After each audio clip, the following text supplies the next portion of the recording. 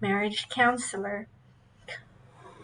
Some of those students I had in the past, um, I had experiences with sharing their family challenges or some of their personal problems with me as their IELTS tutor or coach. And so, with that experience, I was looking for a company or a recovery center or a non government organization in my country that caters to patients um, with family and marriage problems. And there are just very few. And I only found these companies located in the main capital of the country, in Manila, and in Quezon City. This company is called Life Change Recovery Center, and it caters to very few number of patients in an in-house facility. And the community serves a lot of outreach programs and supports advocacy or advocacy projects and is very family friendly.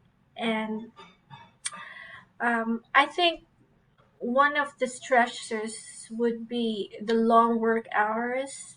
And so, with the changes in roles and responsibilities of volunteer workers and also um, interns, the benefits would be the financial benefits and, of course, health benefits. And what would be the responsibilities of these volunteer workers or um, specialists?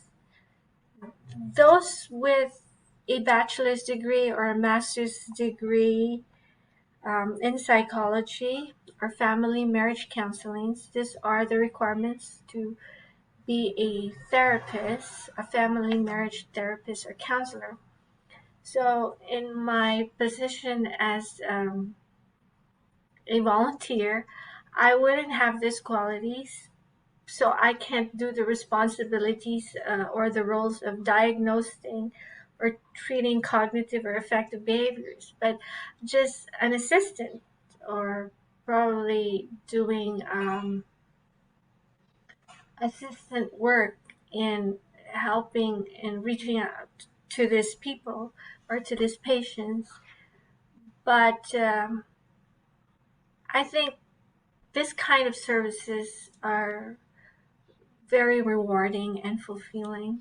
So I really need to know more about family life services, family and marriage counseling, and so advance my learning until I finish a bachelor's degree and major probably in psychology or family and marriage services.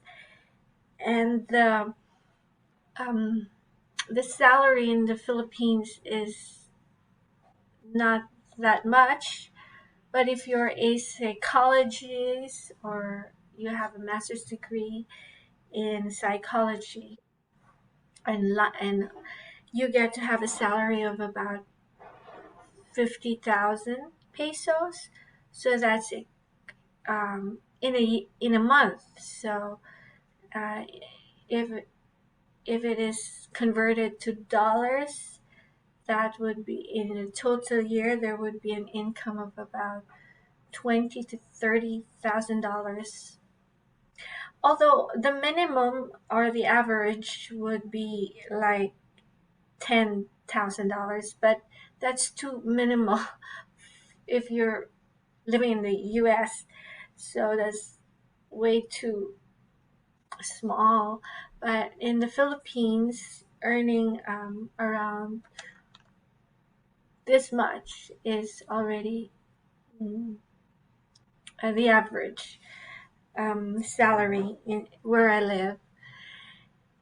And so that's about all I could say about this career that I'm